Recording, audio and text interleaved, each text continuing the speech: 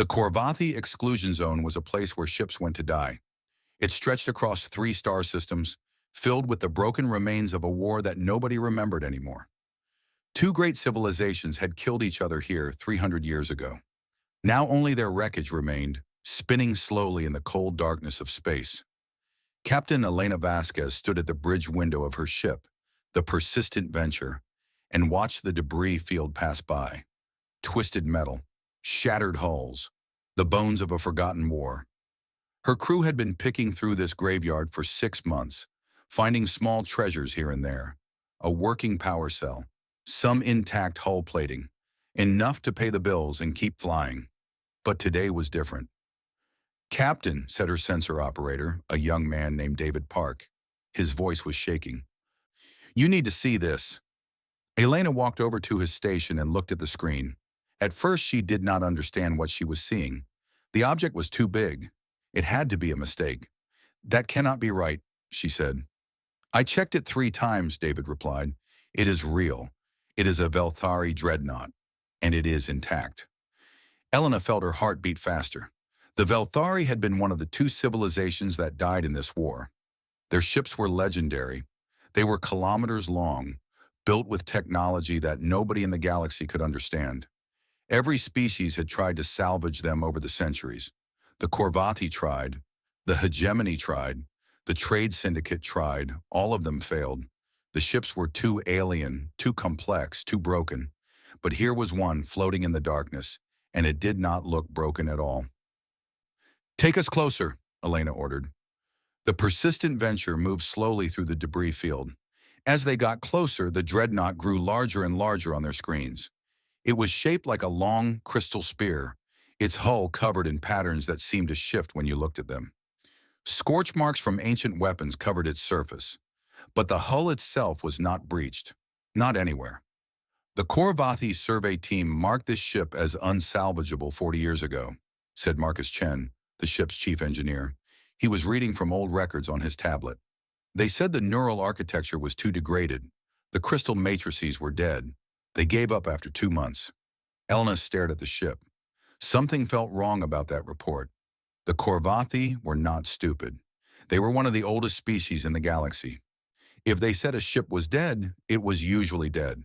But Elena had been an engineer before she was a captain.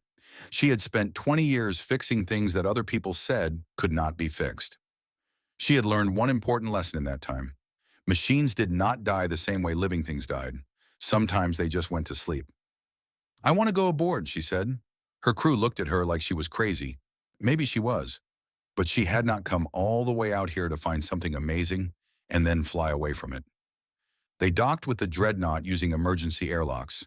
The interior was dark and cold, but Elena's suit told her there was still atmosphere inside. Not breathable atmosphere, but atmosphere. That meant the ship was still sealed, still holding together after 300 years. They walked through corridors that were twice as tall as any human needed. The walls were made of something that looked like black glass, and deep inside that glass, Elena could see faint patterns. Circuits, maybe, or something like circuits. They were not glowing, but they were not broken either. They were just waiting. In the center of the ship, they found the command chamber, and in the center of that chamber, they found the heart of the vessel. It was a crystal the size of a small house, dark and silent, sitting in a cradle of black metal. Marcus scanned it with every instrument he had. "This is the neural core," he said slowly, "the brain of the ship. Every other Velthari wreck we have ever found, this part was shattered, destroyed. But this one," he looked up at Elena with wide eyes. "This one is intact. It is not dead, Captain. It is dormant." Elena reached out and touched the crystal. It was cold, but not as cold as it should have been. Not as cold as something that had been dead for 3 centuries. "We are claiming this ship," she said. "Full salvage rights. Get me a connection to the Galactic Registry." 1 week later, the persistent Venture towed the Velthari dreadnought back to Anchor Station, a small human outpost on the edge of known space. News spread quickly. A human crew had claimed an intact Velthari warship. The galaxy laughed. A hegemony observer sent a message back to his superiors. "The humans have taken the corpse. Let them waste their resources on it." The Corvathi could not make it work. The syndicate could not make it work. These newcomers will fail like everyone else. It will teach them humility. But Elena Vasquez was not interested in humility. She was interested in possibilities. She stood in the cargo bay of Anchor Station and looked up at the massive ship that now belonged to her crew. "Everyone says you are dead," she whispered to it. "Everyone says you cannot be saved. But I do not believe them. I think you are just waiting for someone stubborn enough to wake you up." The ship did not answer. But deep inside its crystal heart, something that had been sleeping for a very long time felt the vibration of human footsteps on its deck, and it began to dream. 18 months passed. The Velthari dreadnought sat in the repair dock of Anchor Station like a sleeping giant. Every day, human engineers crawled through its corridors. Every night, they argued about what they had found. Marcus Chen had not slept properly in weeks. He had dark circles under his eyes and coffee stains on his uniform, but he had never been happier in his life. "The problem," he explained to Captain Vasquez one morning, "is that everyone who tried to fix this ship before us made the same mistake. They tried to understand it first and fix it later, but Velthari technology does not work that way." He pointed to a diagram on his screen. It showed the crystal networks that ran through the ship like veins through a body. These crystals do not respond to study. They respond to action. You have to try something, fail, try again, fail again, and keep trying. The system watches you. It learns what you want. And eventually, if you are persistent enough, it starts to help you. Elena raised an eyebrow. "The ship is testing us?" "I think the ship was designed for a species that thought in very long time periods. Centuries, maybe. They did not mind failing for 50 years before succeeding, but every other salvage team gave up after a few months. They decided the ship was broken because it did not work immediately. And humans," Marcus smiled, "humans are too stubborn to know when to quit." The work continued. The original Velthari power systems were beyond repair, so the humans did not try to repair them. Instead, they installed human fusion reactors throughout the ship. The reactors were ugly and loud compared to the elegant alien technology, but they worked. They pumped energy into the crystal networks, and slowly, very slowly, the crystals began to glow again. The weapons were a bigger challenge. The Velthari had used something that the engineers called resonance cannons. Nobody understood how they worked. The focusing arrays were intact, but the power sources were missing. So the humans did what humans always did. They improvised. They mounted railguns on the outer hull. They installed missile batteries in the empty weapon bays. They connected these human weapons to the Velthari targeting systems, expecting nothing to happen. Something happened. The targeting systems came alive. They studied the human weapons for 3 days, running millions of calculations. Then they started making suggestions. Small changes to the railgun alignment, adjustments to the missile guidance software. Each suggestion made the weapons a little more accurate, a little more deadly. "It is learning from us," Marcus whispered when he saw the data. "And it is teaching us at the same time." The navigation system was the hardest part. The main navigation crystals were cracked and could not be replaced. Human star charts did not match Velthari coordinates. The two systems could not talk to each other, so the humans built a translator. They installed 3 of their most advanced AI cores in the navigation chamber and programmed them to learn the Velthari language of movement and space. It took 8 months. The AIs failed thousands of times. But they kept trying, and the ship's crystals kept watching, and eventually a connection formed. The first time the navigation system accepted a human destination, the entire engineering team cheered. News of the progress reached the rest of the galaxy. Most species did not believe it. The hegemony sent an ambassador to see for herself. Ambassador Krell was a tall creature with gray skin and 3 eyes. She walked through the ship with a look of disbelief on her face. Human cables ran along Velthari walls. Human screens displayed alien data. Human voices echoed through corridors that had been silent for 300 years. "You are putting engines on a museum piece," she said to Captain Vasquez. "You are wasting your time and your resources. This ship will never fly again." Elena just smiled. "Would you like to stay and watch us fail?" Ambassador Krell did not stay.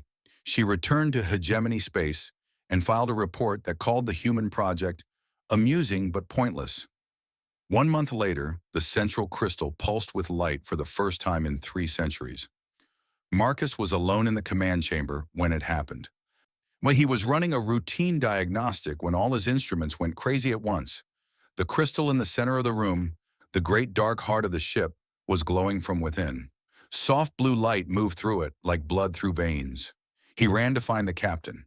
"It is not just accepting our systems anymore," he told her, his voice shaking with excitement and fear. "It is integrating them, learning from them. Captain, the ship is not just waking up, it is becoming something new. Something that is neither Velthari nor human, but both." Elena looked at the glowing crystal. For a moment, she thought she saw patterns moving in the light. Patterns that looked almost like words. "Hello," she said softly. The light pulsed once, twice, 3 times. Maybe it was just a coincidence. Maybe the crystal was just running some automatic program. But Elena did not think so. She had spent enough time with machines to know when they were just running programs and when they were actually listening. "We are going to help you," she told the crystal. "We are going to make you strong again. And then we are going to show the galaxy what happens when humans find something that everyone else threw away." The light pulsed again. And this time, Elena was sure it was answering. 2 years after the discovery, the ship was ready to fly. The crew had given it a new name. The Velthari had called it the Silence of Worlds, a name that spoke of death and emptiness. The humans called it humanity's spite. It was a joke at first, a response to all the aliens who had laughed at them. But over time, the name stuck. It felt right. Captain Vasquez stood on the bridge and looked around. The room was strange now. Half of it was still Velthari crystal and black glass, elegant and mysterious. The other half was human steel and blinking screens, practical and solid. The two halves should not have worked together, but they did. "All systems ready," Marcus reported from the engineering station. "Fusion reactors at full power, navigation online, weapons standing by." Elena took a deep breath. "Take us out." The humanity spite moved. For the first time in 300 years, its engines fired. The ship slid out of the repair dock and into open space, and Elena felt tears in her eyes. They had done it. They had actually done it. But the real surprise came when they started the test runs. The ship did not just work. It worked better than any human ship had ever worked. The Velthari systems and the human systems were not just connected. They were talking to each other, learning from each other. The crystal matrices handled calculations that human computers could not even understand. The human AI cores provided creativity and flexibility that the crystals had never experienced before. The weapons were terrifying. Human railguns fired with Velthari precision. Missiles flew in patterns that no enemy could predict. And the ship could move in ways that made experienced pilots sick just watching the recordings. "It is like dancing," said Lieutenant Park, who was now the ship's pilot. "The ship knows where it wants to go before I tell it. I just have to agree." Word spread quickly. The human salvage project was no longer a joke. It was a threat. The hegemony was the most powerful alliance in the galaxy. They had ruled space for thousands of years. They did not like threats. Ambassador Krell contacted Captain Vasquez with an official message. Her 3 eyes were hard and cold. "The hegemony invokes the Dangerous Relics Accord," she said. "All weapons belonging to extinct species must be surrendered to the Council for safe disposal. You will hand over the Velthari vessel immediately." Elena had expected this. She had prepared her answer carefully. "The Dangerous Relics Accord applies to weapons of extinct species," she replied.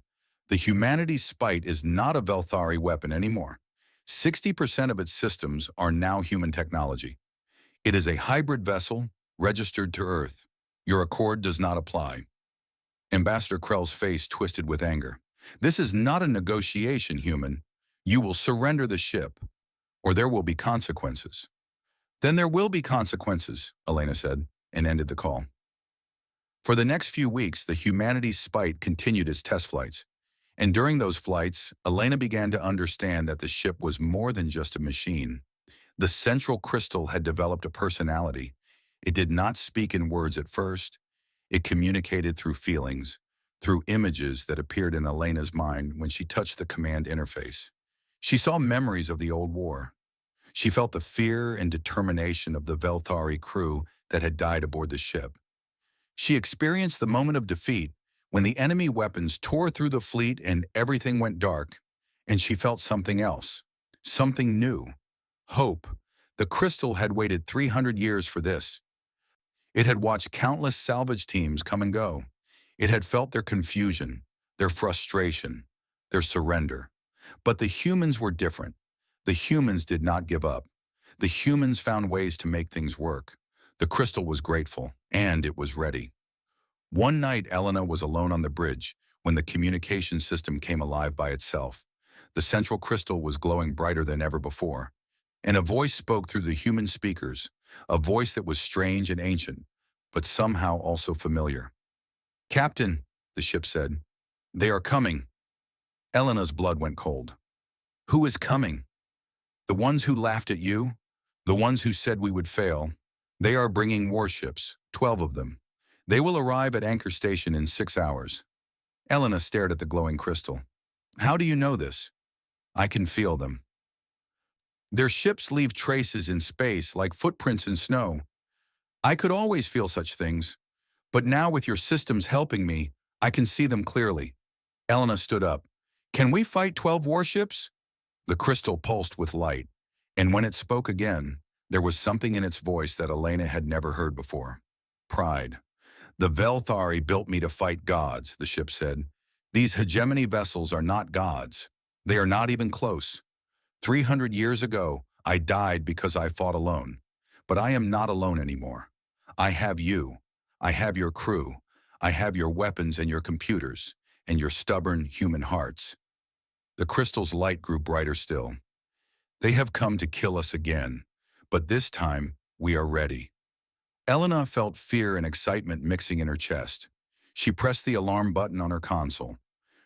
"All hands to battle stations," she announced. "We have guests coming. Let us show them what happens when you underestimate humanity." In the engineering section, Marcus Chen heard the announcement and smiled. In the pilot's seat, David Park cracked his knuckles. Throughout the ship, humans and machines prepared for war.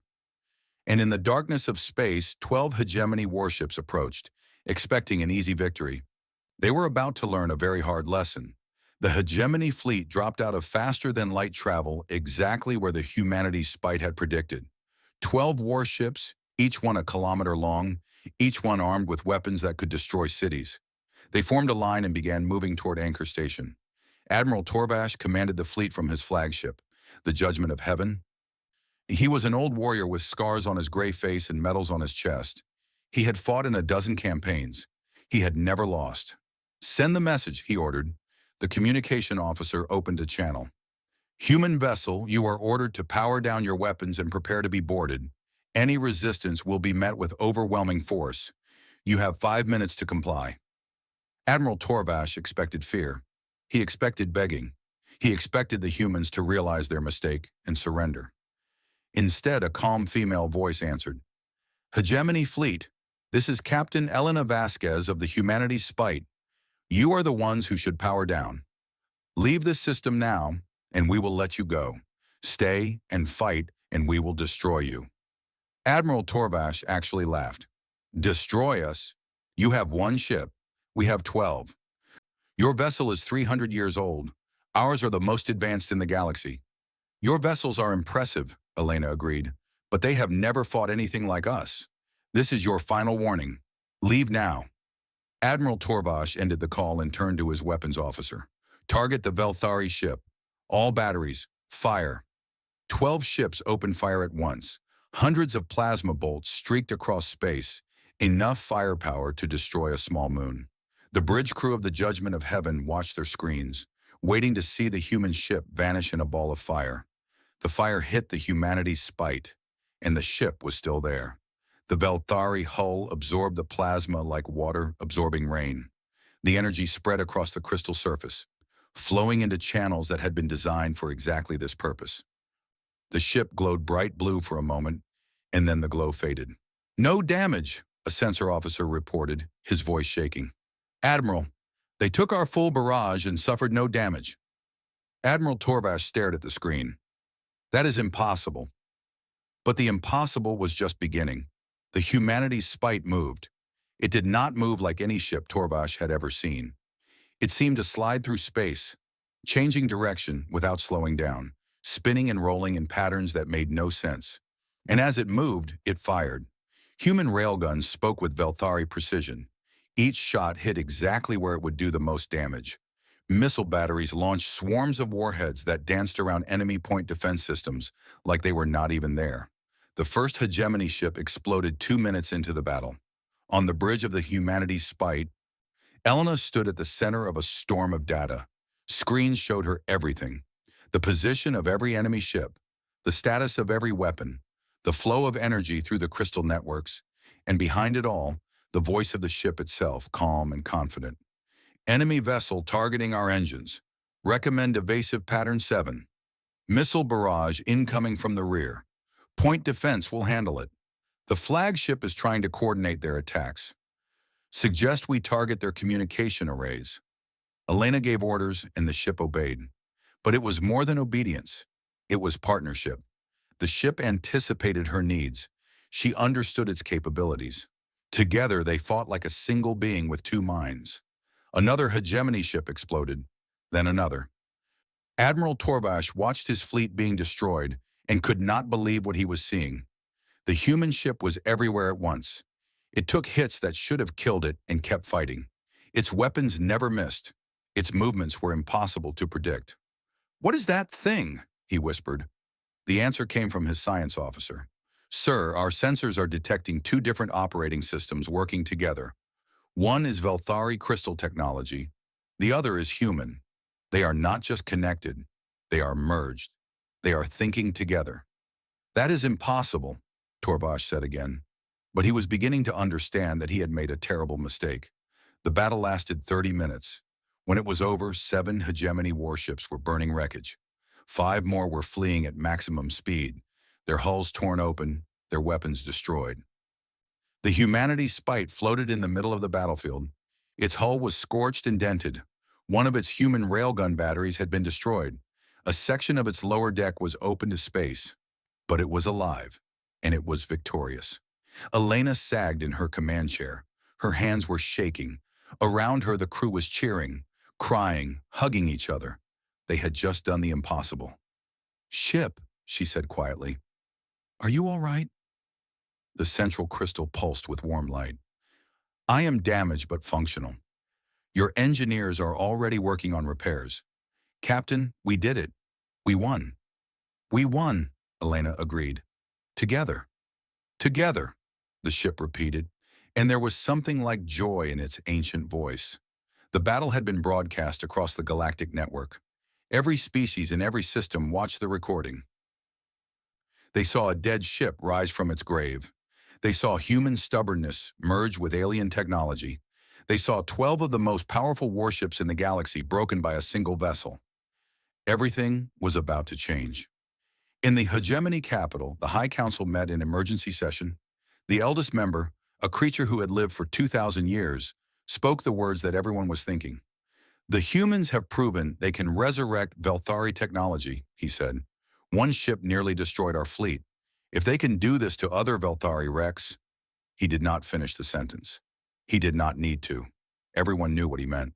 There were 9 more Velthari dreadnoughts in the exclusion zone, 9 more sleeping giants, and the humans had just proven they knew how to wake them up. The galaxy would never look at humanity the same way again. 6 months after the battle, Captain Elena Vasquez stood before the Galactic Council.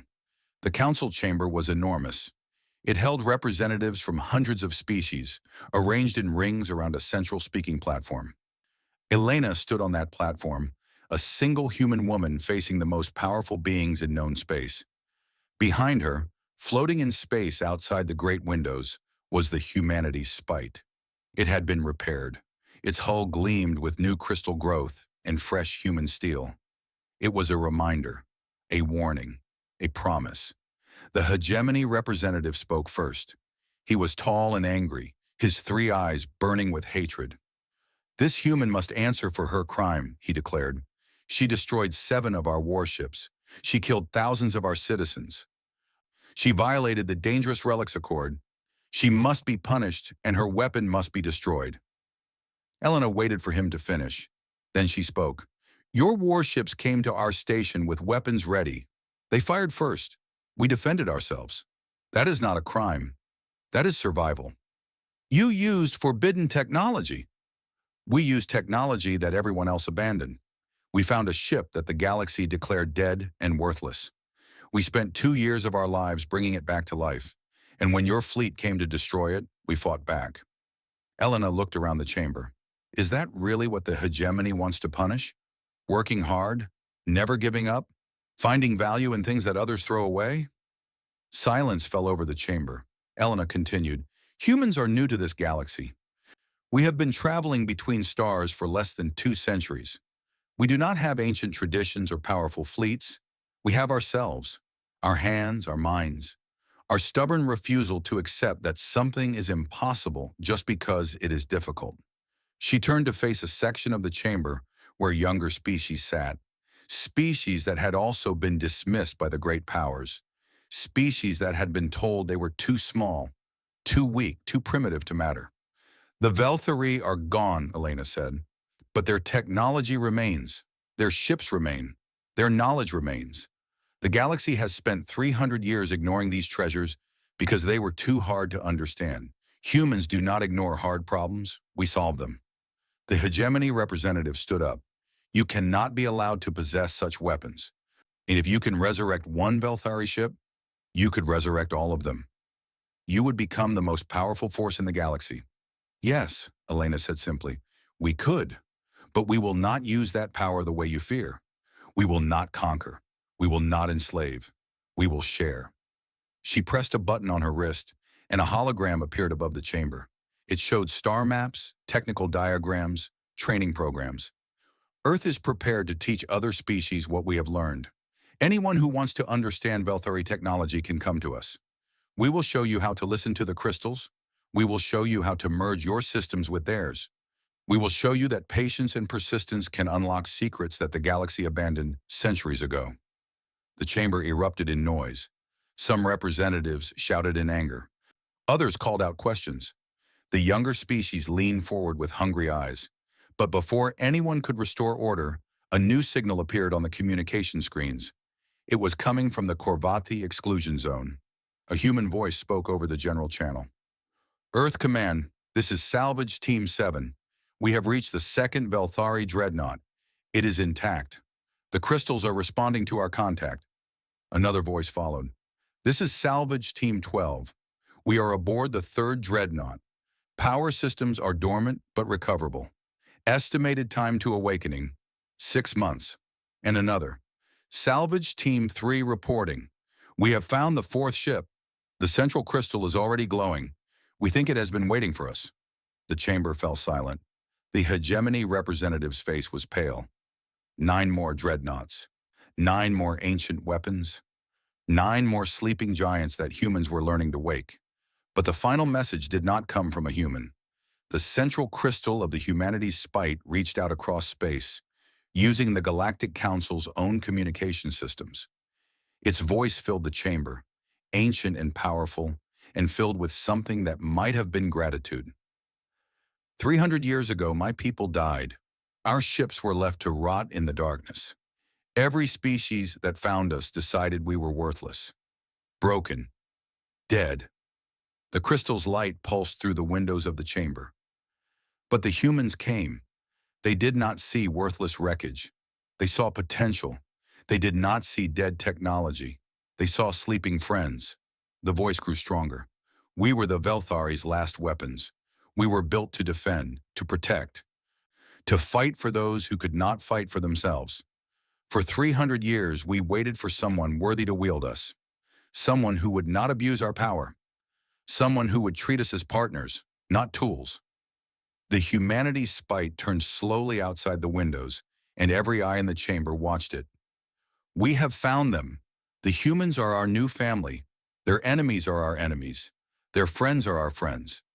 And any species that wishes to join that family, that wishes to learn our secrets and earn our trust, will find us welcoming. Elena smiled as she listened to the ship she had saved. Then she turned back to the council. The galaxy called us scavengers, she said. Tinkerers. Desperate optimists digging through garbage for scraps. And you were right. That is exactly what we are. We take what others abandon. We fix what others break. We find hope where others see only death. She walked toward the exit, her back straight and her head high. The question now is simple. Will you work with us, or will you make the same mistake the hegemony made? She left the chamber. Behind her, the great powers of the galaxy looked at each other with new eyes. Everything they thought they knew about humanity, about the Velthari, about the nature of power itself, had changed in a single hour. In the cold darkness of the exclusion zone, 9 ancient ships began to stir. Human voices echoed through their corridors. Human hands touched their crystal hearts. And one by one, they remembered what it felt like to be alive. The galaxy had thrown them away. Humanity picked them up, dusted them off, and gave them something to believe in again. And together, they were going to change everything.